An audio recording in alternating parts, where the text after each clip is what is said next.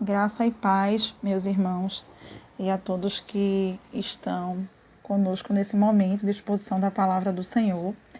E o texto proposto hoje para estudarmos é 1 Timóteo, capítulo 2. Nós vamos estudar a primeira parte do capítulo, os versículos de 1 a 7. E numa outra oportunidade, próxima quarta-feira, vamos estudar a partir do versículo 8. Esse é um capítulo da carta pastoral, um dos capítulos mais difíceis de compreensão, mas é muito mais difícil ainda de explicação. Então, para que nós possamos dar continuidade a essa série de estudos, precisamos sempre nos lembrar do contexto em que essa igreja, a igreja de Éfeso, a igreja pastoreada pelo jovem pastor Timóteo, estava e aos conselhos de Paulo em relação a essa igreja se baseava também nesse contexto da cidade, no contexto em que Paulo vivia e em que Timóteo também vivenciava. Óbvio que grande parte dessas informações elas são aplicáveis nas nossas vidas hoje e na vida da igreja. Sempre a palavra de Deus é atemporal. Mas na segunda parte desse estudo nós vamos ver como é importante nós estudarmos do ponto de vista do contexto todo esse capítulo. Hoje nós vamos estudar, como eu já falei aos irmãos, a partir do versículo 1 até o 7. Então façamos a leitura, vamos ver o que diz a palavra do Senhor neste texto. Antes de tudo, pois, exorto que se use a prática de súplicas, orações e intercessões, ações de graças em favor de todos os homens, em favor dos reis e de todos os que acham investidos de autoridade, para que vivamos vida tranquila e mansa, com toda piedade e respeito. Isto é bom e aceitável diante de Deus, nosso Salvador, o qual deseja que todos os homens sejam salvos e cheguem ao pleno conhecimento da verdade. Porquanto há um só Deus e um só mediador entre Deus e os homens, Jesus Cristo, homem, o qual a si mesmo se deu em resgate por todos, testemunho que se deve prestar em tempos oportunos. Para isto fui designado, pregador e apóstolo, afirmo a verdade, não minto, mestre dos gentios, na fé e na verdade. Que essa palavra possa fazer morada em nossos corações e que possamos praticá-la para o nosso bem e crescimento espiritual. Bem, meus irmãos, nessa carta, que é uma carta pastoral, como eu já havia falado, endereçada à igreja em Éfeso, a igreja dirigida pelo pastor Timóteo, ela enfatiza o chamado pastoral. Esse chamado pastoral foi determinado diante dos apóstolos, justamente na época em que a igreja primitiva nascia, quando havia necessidade de ter também a figura do diácono para auxiliar a mesa, para auxiliar os mais necessitados, e os apóstolos e discípulos, que estavam ali naquele período, principalmente os apóstolos, eles se dedicariam à oração e ao ministério da palavra. Esse texto está lá em Atos, capítulo 6, versículo 4. Mas nós perseveraremos na oração e no ministério da palavra. Então, esse é o chamado pastoral. O pastor ele é chamado para ser um homem de oração e um homem que proclama, estuda e proclama a palavra de Deus. E óbvio que ele também tem que viver essa palavra que ele prega. De fato, o pastor, a figura do ministro do evangelho na igreja, deve ser, com certeza, um exemplo de homem de oração. Digo ainda mais, que ele deve ser o maior exemplo de oração da igreja, representando assim o próprio Cristo, que também tinha uma vida de oração. E deve dedicar-se de forma muito minuciosa ao estudo, à proclamação e à vivência da palavra. Esse é o chamado pastoral, essas são características de um verdadeiro pastor que vive para a glória de Deus e que realmente foi chamado pelo Senhor. Neste capítulo, nós iniciamos, o próprio Deus, inspirando Paulo, inicia esse capítulo falando sobre a oração, que está dentro do ministério pastoral, dentro do chamado pastoral, ou seja, se é uma carta pastoral, de fato deveria iniciar com oração.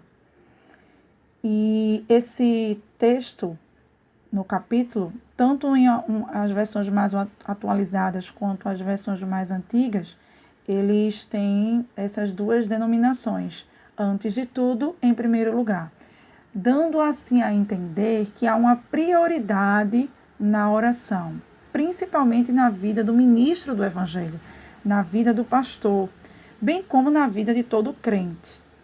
E o texto inicia com as formas de oração. Então, na Bíblia, a gente encontra alguns textos citando as formas de oração, mas aqui nós temos 4 formas. As súplicas, que seria apresentar a Deus nossas necessidades, cientes da total dependência do Senhor. É o clamor, é colocar diante de Deus o que sentimos, o que pensamos, o que necessitamos, cientes de que é Ele que provê todas as coisas para nós. O termo aí, orações, vem do grego, que é essa terminologia escrita aí no slide. Essa terminologia nos remete ao louvor a Deus, aos elogios que nós prestamos a Deus nas nossas orações por quem Deus é e pelos seus atributos.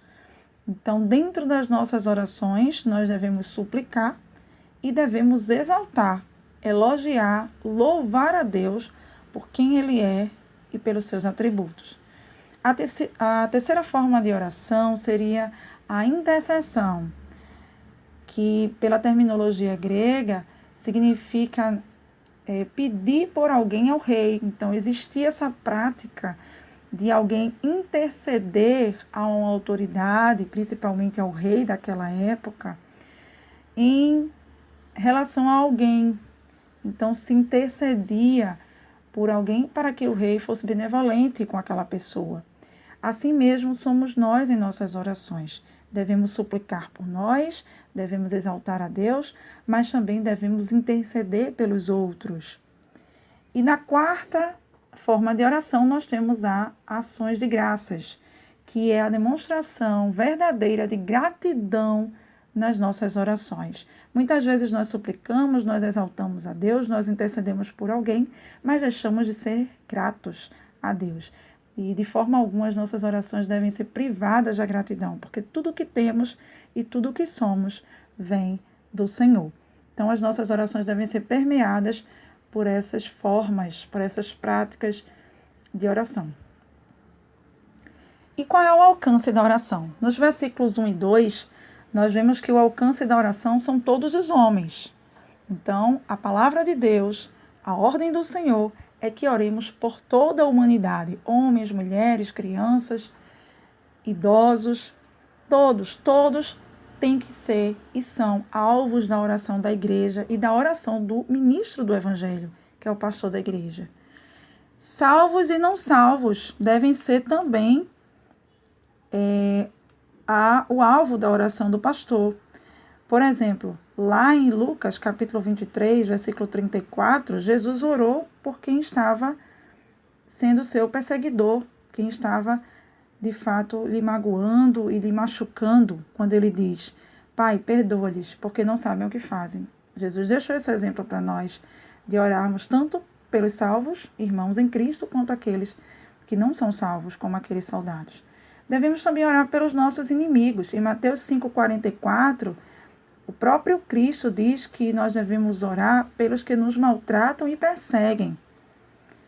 E também devemos orar tanto por conhecidos quanto por desconhecidos.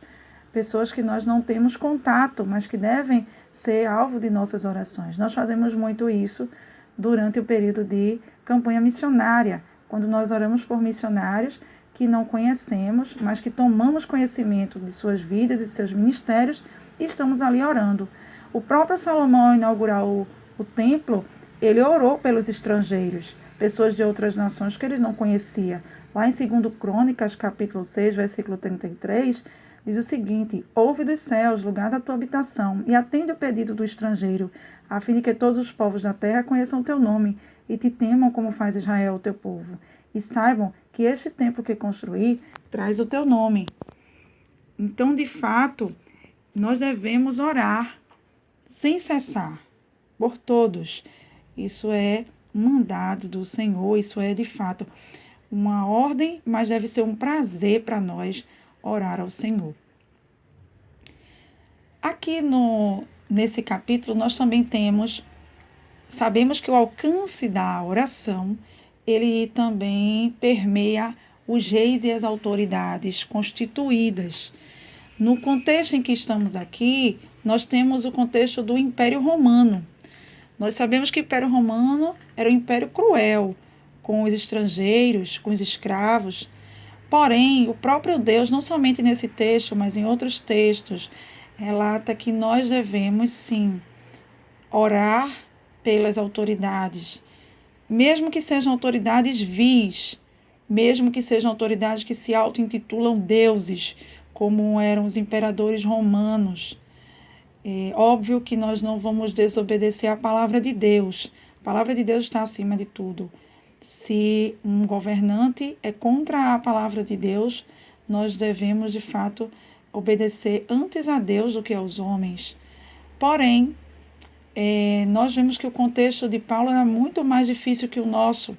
Por exemplo, hoje, as autoridades eram parecidas, mas era muito mais penoso para as pessoas. Havia muito mais desigualdade. A vida das autoridades era suntuosa. Havia uma miserabilidade muito grande. A maioria da população era escravos estrangeiros. Não tinham direito civil nenhum. Se eram condenados, podiam ser mortos sumariamente, sem nenhum julgamento. Eles pagavam altíssimos impostos, muitas vezes tomavam suas casas, seus filhos. Era uma desigualdade social extrema, uma pobreza extrema. Tinha muita promiscuidade com o dinheiro, com os valores arrecadados nos impostos. Se faziam orgias e davam pouco valor aos que passavam fome, que tinham necessidades. E também havia muita perseguição aos cristãos. Né? Quem não lembra, né, das grandes perseguições que nós estudamos, onde os cristãos eram atirados às feras e eram decapitados, eram mortos de formas cruéis, mas mesmo assim, Paulo relata, mesmo sendo preso por Roma, Paulo relata que nós devemos dar respeito e também orar pelas nossas autoridades. Lá em Romanos, capítulo 13, versículo de 1 a 3, diz: todos devem sujeitar-se às autoridades governamentais, pois não há autoridade que não venha de Deus. As autoridades que existem foram por ele estabelecidas. Portanto, aquele que se rebela contra a autoridade está se colocando contra o que Deus instituiu, e aqueles que assim procedem trazem condenação sobre si mesmos, pois os governantes não devem ser temidos, a não ser pelos que praticam mal. Você quer viver livre do medo da autoridade? Pratique o bem, e ela o enaltecerá. É óbvio que no seu devido contexto, nós temos que avaliar que o respeito às autoridades não está acima do respeito a Deus. Se há algo que a autoridade manda e que está contra Deus, nós devemos obedecer ao Senhor. Mas é uma lição de que, apesar de nós termos conquistado direitos civis como o voto, que é algo maravilhoso, algo muito bem conquistado pela sociedade, o maior dever do cristão em relação aos seus governantes é orar. Orar e orar, sempre, para que tenhamos êxito nas nossas vidas sociais. Qual é o propósito, então, de nós orarmos pelas autoridades? O próprio Paulo fala aí a Timóteo, qual é o propósito? O propósito é que vivamos uma vida tranquila e mansa. Tranquila aqui, mansa no grego, significam circunstâncias externas ou livre de perturbações internas. Né? Uma vida tranquila relata algo circunstancial, né? Algo que está fora de nós, mas que está no meio da sociedade. E uma vida mansa é uma vida com poucas ou praticamente nenhuma perturbação interna.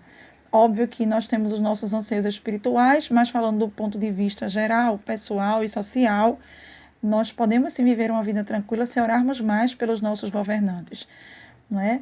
Então, o cristão ele é chamado a orar pelos governantes, para que vivam uma vida mansa e tranquila. Qual é o outro propósito da oração pelas autoridades? É que tenhamos uma vida piedosa, vivamos na piedade, como diz esse texto que está nesse versículo, que escrito em grego, quer dizer eusbiá, que quer dizer uma atitude mental de respeito a si, ao próximo e honra a Deus.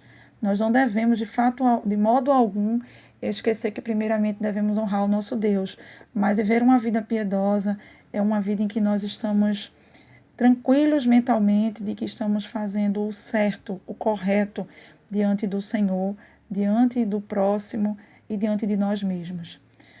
Outra coisa também que nos remete ao propósito da oração pelas autoridades, aqui nesse texto, é o respeito ou a modéstia. Esse termo em grego, semnotes, ele significa que a pessoa vive uma vida com uma atitude correta em relação a Deus e aos outros. A vida dela é um culto a Deus. Por isso que ela respeita os outros em cada atitude que ela tem, seja nos negócios, seja com seus governantes, seja com a sua família e seja consigo mesmo. Lá em Mateus, capítulo 22, nos versículos de 19 a 21, Jesus ele fala sobre a inscrição na éfige daquela moeda em que aqueles sacerdotes, aqueles judeus queriam pegar Jesus em alguma falha. E ele diz o seguinte, no versículo 21, dai, pois, a César o que é de César e a Deus o que é de Deus. Então, ali, óbvio, ponderando os devidos contextos do próprio texto de Mateus, podemos entender que Deus ele se importa, sim, que nós vivamos uma vida correta, né? E as autoridades darão conta a Deus de tudo que fazem, né? Mas nós devemos pagar nossos impostos como verdadeiros cristãos e devemos também dar ao nosso Deus o que é de direito do Senhor. Mas não esqueçamos que o peso das autoridades que Deus instituiu por permissão ou por provisão, nem sempre Deus de fato quer que aquela autoridade esteja ali, mas Ele permite pela sua soberania. Eles serão sim solicitados conta de tudo o que fizeram e deixaram de fazer pelo povo. Isso nós vemos durante a história bíblica e durante toda a história do Novo Testamento e do Antigo Testamento com o povo de Israel. Nos versículos 3 e 4, diz o seguinte, porque isto é bom e agradável diante de Deus nosso Salvador, que quer que todos os homens se salvem e venham ao pleno conhecimento da verdade. Sim, Deus quer que todos os homens se salvem. E é bom que nós oremos esse versículo 3, ele é uma continuação da oração. Uma vida de oração por todos os homens e pelas autoridades é bom e agradável diante de Deus, nosso Salvador. Por quê? Porque Ele quer que as autoridades também se salvem. Pense naquela autoridade, né, que realmente está ali naquele posto, mas é alguma pessoa que é desonesta, faz coisas terríveis. De fato, ele é condenável diante do Senhor por as suas atitudes. Mas Deus também quer salvá-lo. E aí é que entra a nossa oração nessa história. Deus quer salvar esses homens, porque nós também pecamos, eles pecam, darão contas a Deus do que fazem, nós também daremos. Mas Ele quer que o mais vil pecador esteja aos pés de Cristo e que através da sua vida transformada, ele possa fazer a diferença onde ele está, inclusive no papel de autoridade em que Deus o pôs. Pela sua soberania, ele permitiu que aquele homem estivesse ali ou aquela mulher. O centurião Cornélio é um dos exemplos de pessoas investidas de autoridade. Então a Bíblia fala não só em governantes, mas qualquer pessoa investida de autoridade. O centurião era aquele que cuidava de vários soldados, ele exercia autoridade naquela época. Ele foi transformado, com certeza, pela pregação do Evangelho. O outro exemplo é o procônsul Sérgio Paulo. Paulo era um homem, né, que exercia uma autoridade. E Paulo, o apóstolo Paulo, teve a oportunidade de pregar este homem. Em Atos capítulo 13, ele creu. Essa passagem é bem conhecida, né, onde estava ali o Elimas, e aí através daquele milagre que Paulo fez, né, repreendendo Elimas, ele creu no Evangelho, no que Paulo já tinha relatado a ele.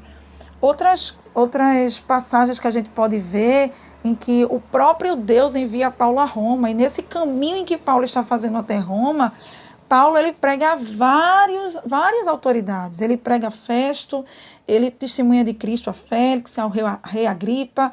Durante o naufrágio ali na ilha de Malta, ele testemunha ao chefe da ilha, que era Públio. Ele cura, através do poder de Jesus Cristo, o pai de Públio, e ali dá testemunho de Cristo.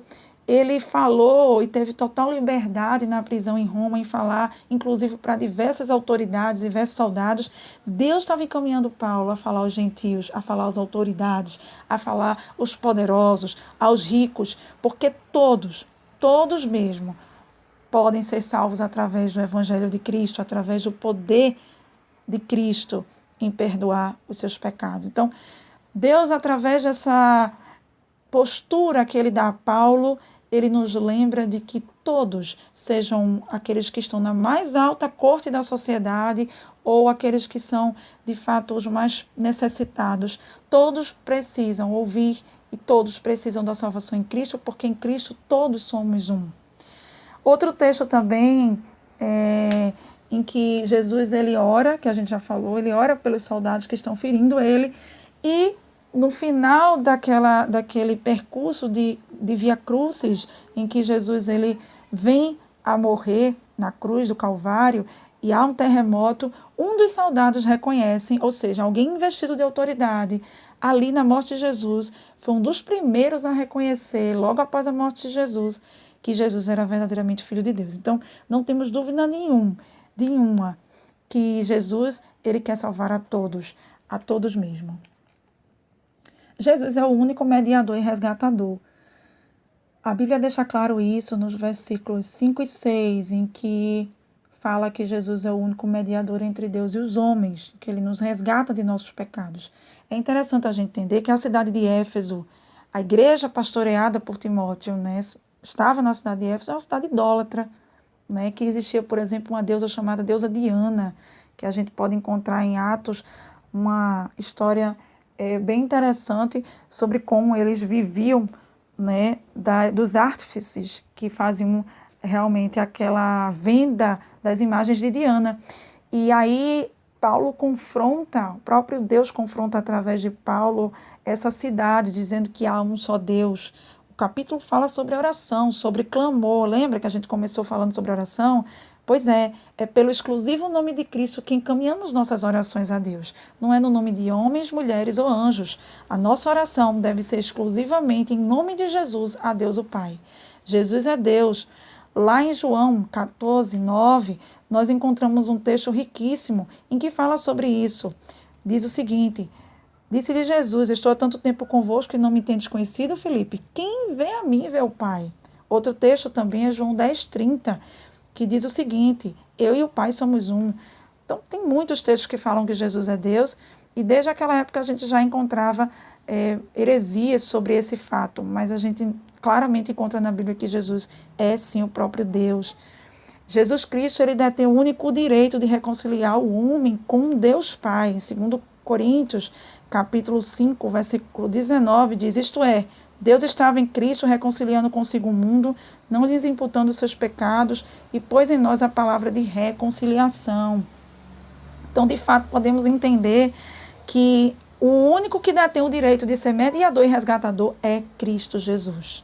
O resgatador é aquele que dá a vida em lugar do outro. Jesus, ele levou o golpe que deveríamos sofrer por nossos pecados e satisfez a justiça de Deus em nosso lugar, morrendo na cruz do Calvário e ressuscitando dentre os mortos ao terceiro dia. O capítulo, essa primeira parte do capítulo finaliza através de Paulo citar algumas características dele.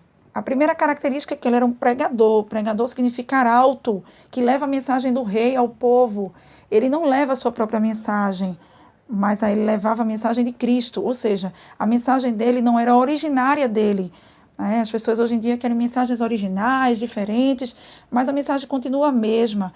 Nós devemos falar da pessoa de Cristo, centralizar a nossa mensagem em Cristo, centralizar a nossa vida e a forma de viver em igreja e em sociedade em Cristo. Apóstolo era o outro termo denominado por ele, era aquele que era investido de autoridade, delegada diretamente por Cristo. Por isso que nós entendemos, enquanto batistas, que hoje não existem apóstolos. Os apóstolos encerraram com o último apóstolo sendo o apóstolo Paulo, que recebeu a revelação, testemunhou do próprio Cristo ressurreto através da visão que ele teve em caminho a Damasco quando se converteu. E Paulo também era mestre dos gentios na fé e na verdade, ou seja, era aquele que ensinava. Então Paulo aí está trazendo para si o direito que Deus, que o próprio Cristo deu a ele, de levar a sua mensagem para que aquela igreja e para que Timóteo visse que era confiável as palavras que ele dizia. Em momento nenhum Paulo diz que é o próprio Cristo, nem que deviam orar em nome de Paulo e nem que deveriam associar Paulo a alguém da divindade, da trindade, de forma alguma. Mas Paulo diz que era pregador, um simples pregador da palavra de Deus. Ele não era mensagem, ele levava a mensagem. Quem era o caminho, a verdade e a vida, e a mensagem é Cristo, o evangelho é o próprio Cristo. Ele era um apóstolo e era um mestre. E nós podemos entender dessa forma que o que Paulo diz nessa carta e nesse capítulo, mesmo que pareça difícil compreensão e difícil explicação, principalmente nos próximos versículos que vamos ver, traz a ele uma autoridade vinda de Deus, revelacional. Deus deu uma revelação direta a Paulo sobre como ele deveria escrever essas cartas que estão no cânon bíblico, que estão e servem para nós até hoje. Aqui eu finalizo com essa frase de Berkeley, que diz assim: o pregador é a pessoa que proclama os fatos. O apóstolo é a pessoa que testemunha, que é testemunha ocular dos fatos. E mestre é a pessoa que leva os homens a compreender o significado dos fatos. Então, na pessoa de Paulo, o chamado de Deus para ele incluía ele ser pregador, apóstolo e mestre. Mas essa mensagem, finalizando essa mensagem, eu gostaria de dizer que o Deus que nós servimos, Ele ama a igreja que ora, Ele ama a pessoa que ora e Ele dá muito valor à oração, porque antes de tudo, orem, orem e orem. Que Deus nos abençoe. Amém.